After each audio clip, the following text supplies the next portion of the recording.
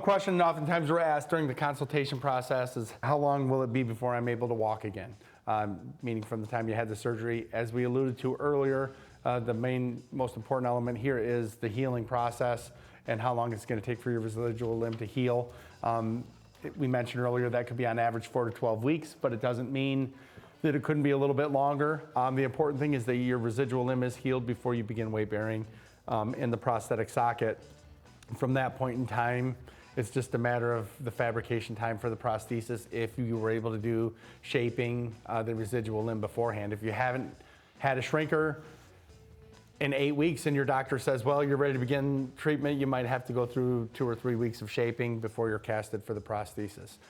Typically, we like to get people up as fast as we can once they're cleared for weight bearing because we've got the muscle atrophy process. We're trying to maintain strength of the sound limb and make up for the limb atrophy and get people active again. It is important to note that when we say walking again, we don't mean putting a prosthesis on and going about your day like nothing happened. What we mean is taking initial steps. We mean beginning the process for regaining strength, shaping your residual limb, and learning the coordination for using a prosthesis.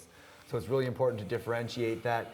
Oftentimes that may mean using a walker or some other assistive device initially, but the fact is that that's the beginning of the process. So with that continued physical therapy and continuing to use your prosthesis, under the direction of your doctors and physical therapists, will help you to get to the point of recovery that you're ultimately looking for, which we say typically takes about 2 years to maximize your potential with a prosthesis.